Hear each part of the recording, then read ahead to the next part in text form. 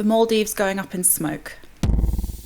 With each inhalation, smoke brings its more than 5,000 chemical substances into contact with the body's tissues.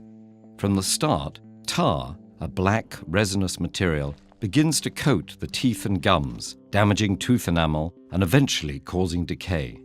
Over time, smoke also damages nerve endings in the nose, causing loss of smell. Inside the airways and lungs, smoke increases the likelihood of infections, as well as chronic diseases like bronchitis and emphysema. How do cigarettes affect the body? You can watch the whole thing on Ted Ed's YouTube channel if you fancy a laugh. Harriet, what's the news this week? Well, this week, or last Saturday actually, the Maldives became the first country in the world to impose a generational ban on smoking. What that means is that from now, anyone who was born on or after the 1st of January 2007, which is everyone here, will not be able to legally smoke or use any tobacco products in the Maldives. And that does include foreigners and tourists as well. And it follows from what they did last year, which was when they just banned vaping and e-cigarettes kind of for everyone. So this is part of a wider push against smoking in the Maldives. Okay, I mean, you made a jolly joke there. It is, of course, none of us here. You'd have to be, what then, 22, if my maths is correct? Or is it 18? 2025, got my calculator out. 18. Yeah. 23. What are you doing on that calculator? 2025, take away 2007. Yes, there we are, 18, yes. Yeah, I love having to do maths in front of everybody. Yes, anyone under 18 will be banned from smoking or buying tobacco. Okay, and is that big an issue in the Maldives? People under 18 buying tobacco? That feels like a thing from 30 years ago. Yeah, so this actually was something that really surprised me about this story. So smoking is a big part of Maldivian culture, although they have banned smoking in workplaces and most public places. But it's a really deeply ingrained habit. And as of 2022, more than a quarter of the population over 16 said they smoked. There's also a big gender disparity. The prevalence is a lot higher among men. But it's also much higher among young people, which is what I thought was really interesting about this story, that actually the prevalence of smoking was significantly higher. So half of the people in the Maldives between the ages of 13 and 15 said that they used tobacco.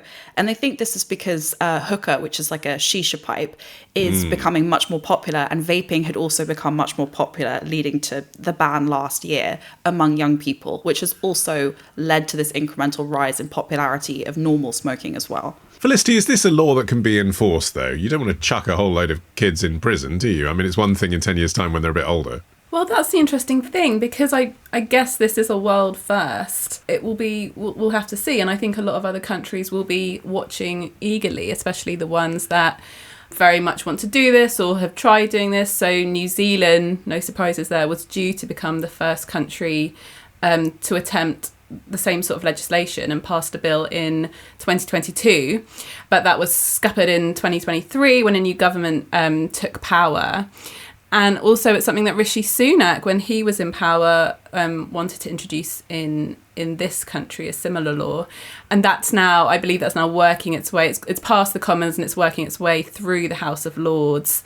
And that would ban tobacco for anyone born after 2009. So certainly the Maldives is paving the way, but there are other countries who will be taking note of how successful it is. But I mean, like you say, it's that kind of arbitrary cutoff point, isn't it? That some kids would be in trouble for it and other kids whose birthday will be out by a day won't be in trouble for it. And, you know, I remember when Rishi Sunak was talking about it and hoping to introduce it in this country, there were so many thought pieces just like posing all these like completely arbitrary scenarios of someone who would be like a criminal and someone else who would be completely fine just because of when their birthday was. I mean, that's the thing, isn't it, Jamie? You could fast forward 30 years and you could have a 58-year-old sitting down smoking. Why are you trying to do more maths? That's mad. What a strange thing to do when you've already struggled at the beginning of the... Whereas the 59-year-old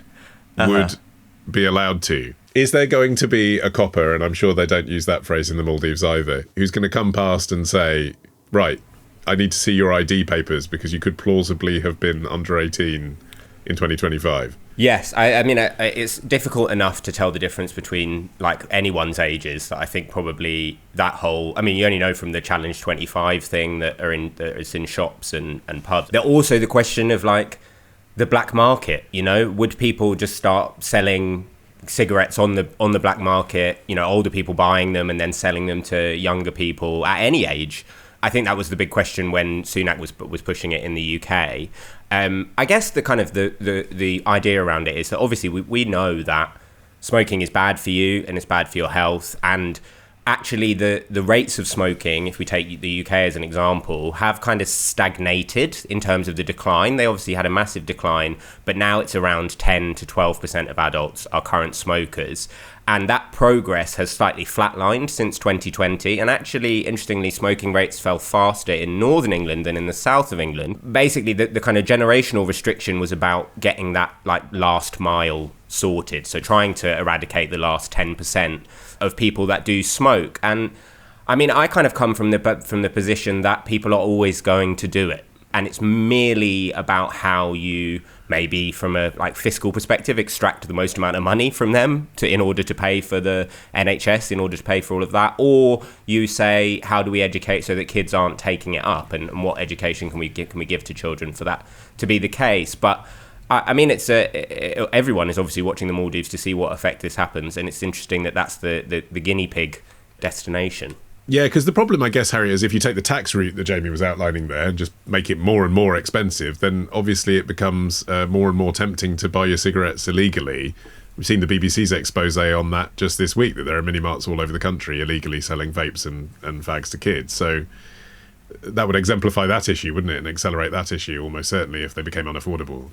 Yes. So in the UK, they think that the illegal tobacco market is massively thriving because there's been these 4 increases in tobacco taxes since 2021.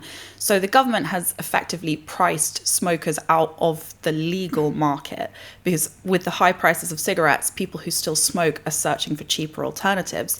They think legal tobacco sales fell by 45% in the last few years, but the number of smokers fell by less than 1%. So, you know, they're still smoking. But in the case of the Maldives, the levels of smoking are so much higher. So it's not necessarily that they are trying to eradicate smoking, more that they're trying to achieve something that the smoking ban in the UK, like the ban on smoking in enclosed public places and workplaces, did in the UK, which was very, very, very successful because smoking became more publicly, socially unacceptable. Levels of smoking, like Jamie was saying, did decrease massively. Like the broader picture since the ban on smoking came in 2006 or 7 is that it did bring down smoking rates by a lot. So we're not necessarily saying that you're trying to stop everybody from smoking, because people will always smoke, but you're trying to significantly reduce it to decrease the impact on the health service. Like in the Maldives, nearly 13% of all deaths, they think, are attributable to smoking. So this is an extraordinary health burden.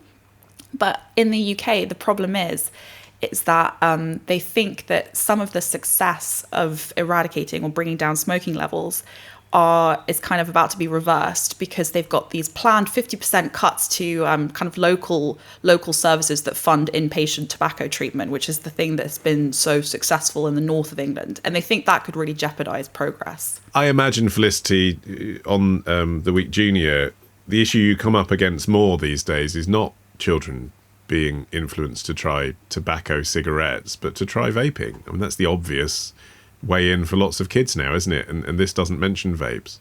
Vaping kind of went absolutely crazy and became really, really huge.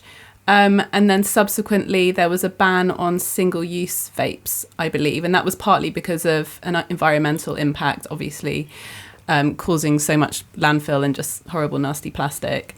But also because even though vaping is better for you than smoking, the long-term effects are not known. There's an awful lot we don't know about vaping and the effects it has on people.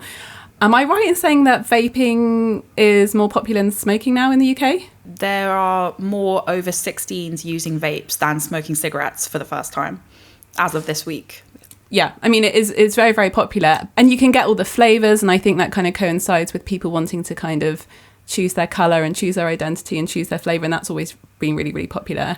But I think for some people it has been seen as a bit juvenile and adolescent and kind of plasticky, and I think maybe there will be like a return to smoking tobacco because it's kind of authentic and cool, because it's, you know, it's the original thing rather than the kind of like hot pink plastic vaping thing. But that is certainly very interesting. That I wonder whether there will be a backlash. But yeah, vaping is huge. Like, people love vaping. Yeah, and that ban, I mean, I haven't noticed the difference in people not using disposable vapes. I mean, I don't vape, so I'm not sure I can recognise one from the other, but I'm sure some of the ones that I see hanging out people's gobs in the street are the ones they throw away with USB batteries in them, Jamie. If you're buying it legally, brands like Lost Mary is a big one. What they've done is that they've just turned what were single-use vapes into rechargeable ones very easily, very quickly, but people aren't recharging them, you know. You could, because the price points are quite similar, they are just using them in a single-use way anyway, but they were quick to get around the issue.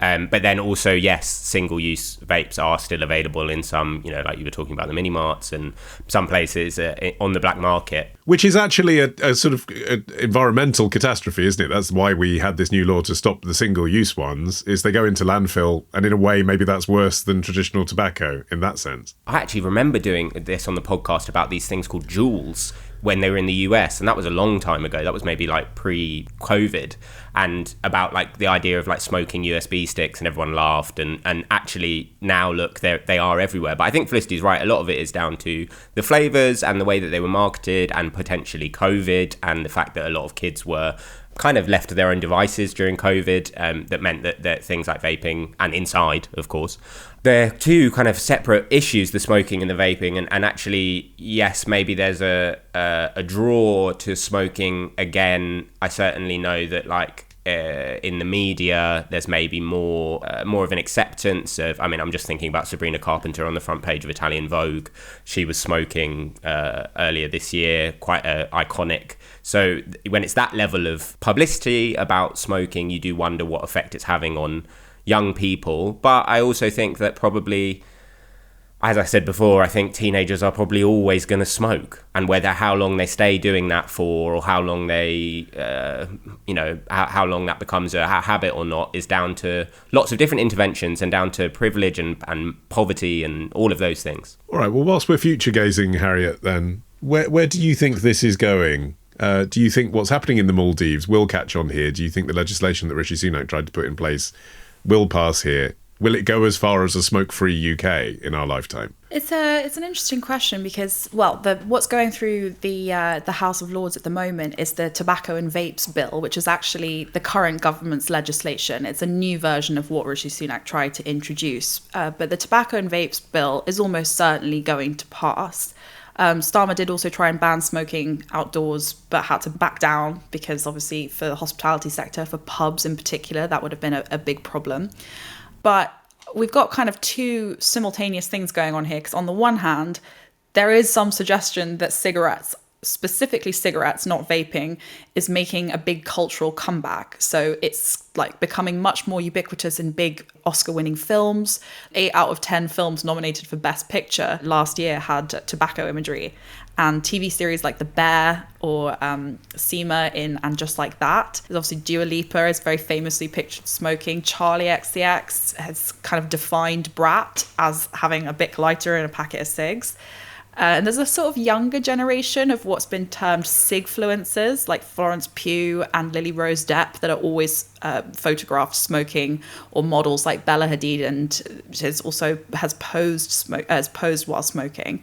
So there is this big kind of smoking seems to be cool again, and whether that's because of nostalgia for the 90s or growing sense of nihilism among young people, or post-pandemic rebellion against this coming government regulation, or kind of the prohibition vibes, like it's about to become forbidden fruit, or just the availability of facelifts so you can kind of reverse the visible damage. We're not really sure. But at the same time, more and more people in England, as far as we know from public surveys, want to live in a country where nobody smokes. So from the last survey we've got, nearly 65% of people in England want a smoke-free country, and nearly half, so 45%, think the government isn't doing enough despite this coming tobacco and vapes bill. So I think eventually we will see it become more and more socially unacceptable, more expensive, and more heavily regulated. But then again, like, I think we can go back to what Kurt Vonnegut famously wrote, which is that public health authorities never mention the main reason many Americans have for smoking heavily, which is that smoking is a fairly sure, fairly honourable form of suicide. The funny thing about smoking in films is that it's sort of, people are saying that it can romanticize or glamorize smoking, and that we're seeing it more and more. I find it so strange if you're watching a historical film from a time when everyone would have been smoking and no one is smoking. So my husband and I went to see Belfast in 2021, great movie, and after it we were like, no one was smoking in that whole film. Everyone would have been smoking, like it would have been on the walls, it would have been on your fingernails, there would have been smoke in the air. And apparently when we looked it up, it was a conscious decision from Kenneth Branagh, the filmmaker, not to have it, because maybe he didn't want to influence people. But it's the same with like Oppenheimer. I mean, that's different because they were all smoking. But it's just I think there's a difference between, like, if you're seeing like models and influencers smoking today, but when it's like a historical depiction of a time gone by when everyone was smoking, I think you have to have cigarettes, otherwise it's so jarring, it's so strange. Yeah, I suspect Judi Dench had been quite a sigfluencer in her time as well.